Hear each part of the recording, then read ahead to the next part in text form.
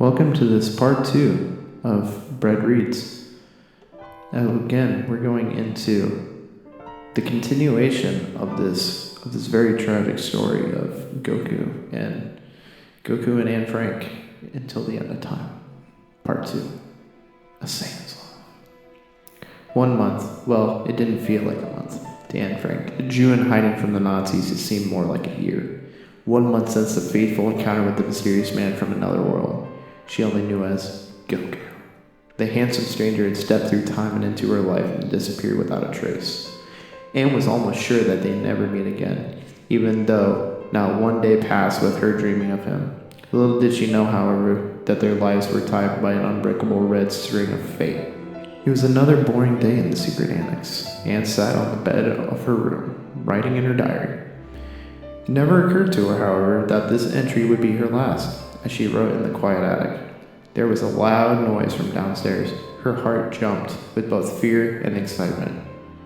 Was it them, the Nazis, or could it be him? She had no idea whether to run downstairs to hide or to hide. That decision, however, was made for her. Her door flew open. A tall soldier was visible in the doorway, glaring at her. The cries of her family members and the friends that were turned out as Anne only thought of one thing. She stood up and followed the soldier out of the room and down the stairs and into the back of a truck. So this is it, she said quietly to herself. I'll never see him, my one true love, ever again. And all those years of hiding, they were for naught. Then Anne realized she had left her precious diary up in her room. She broke loose from the officer and made a dash back to the shop. When he removed a gun from his holster and fired a shot in her direction, Anne fell to the floor. Anne lay on the floor, feeling a searing pain through her leg where the bullet had met its mark.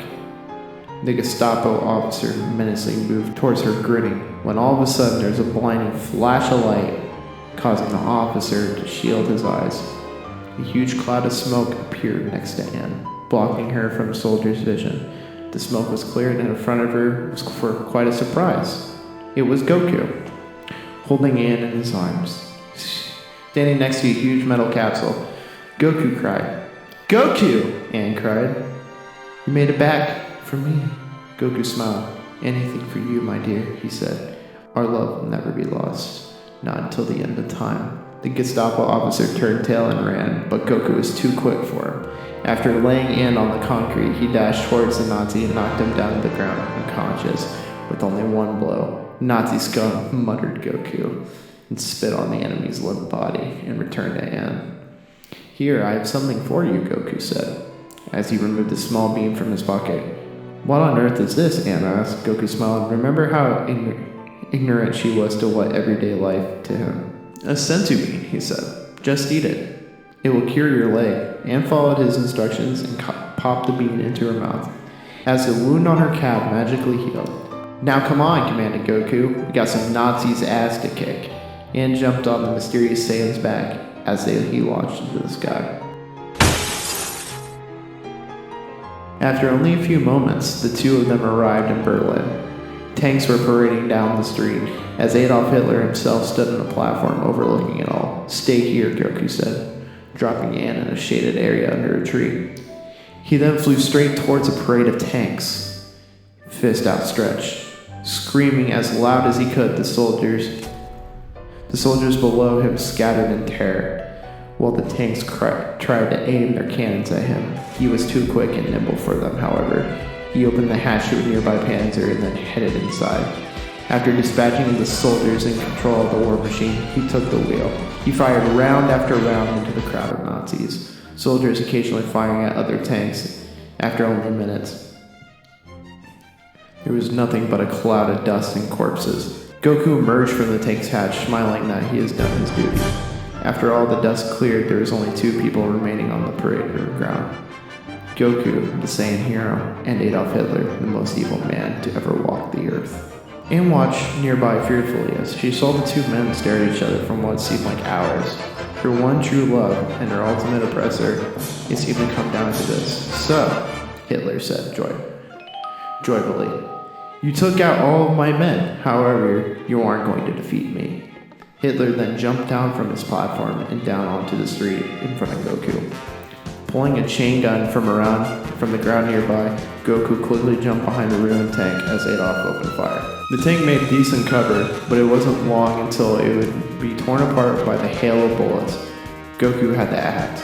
He dashed out from the side of the tank and flew fast as he could towards Hitler, who had no time to react. He grabbed the chain gun out of the enemy's hand and then snapped it over his knees with ease.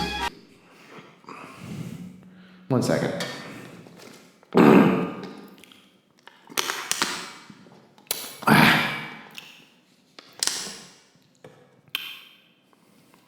Hitler stumbled backwards, shocked at the turn of events. Goku smirked and then said, "It's gonna come down to this, you and me, fighting like men. If you admit defeat now, I'll kill you rather painlessly." Goku had the definite advantage, or so it seemed. Hitler burst into a laugh as Goku looked quizzically at the mustachioed man, slowly rose into the air, and his brown hair and pencil mustache turned a blonde color, and his brown eyes turned blue. Goku reeled in horror. Hitler continued laughing, and then finally said, "Goku, you came here expecting to find a madman, but instead you found a god." Hitler became a Super Saiyan. Anne looked in awe, not sure what was going on. At first it seemed like her lover would win the battle, but now she was not so sure. Goku now seemed scared of his opponent, and it was for good reason. Hitler continued to speak. "Goku, can't you see me? I've reached power level 10 times anything you've ever achieved. Your fate is sealed, weakling." Even though the battle seemed unwinnable, Goku charged in, screaming at the top of his lungs. Every blow he struck was deflected off by Hitler's rock-hard body. Hitler was ready for Goku to tire himself out and then raised his fist and punched Goku, and a one punch was enough. Goku was knocked across the street into a large propaganda poster of Hitler.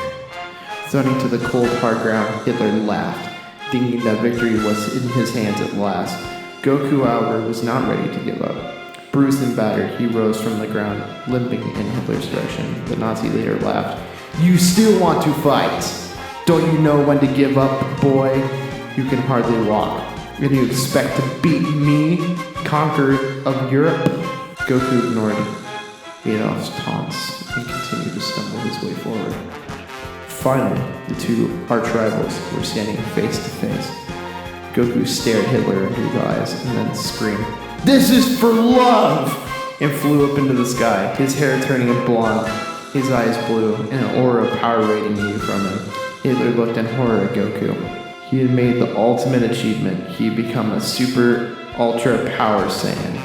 Goku had a cup shaped with his hands aiming at Hitler as he belted out the words, "Kame, Kame, Ha!" as the beam of pure energy shot at his enemy, disintegrating the Nazi leader's body.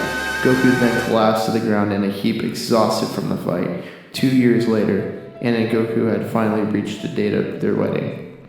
After the battle, Anne and Goku destroyed the time machine and took a boat to Australia. They changed their names and lived new lives, ready to start over. The two young people looked to each other's eyes as they kissed. As the Reverend pronounced them man and wife, finally it seemed Anne was at peace, and that they would always be together until the end of time.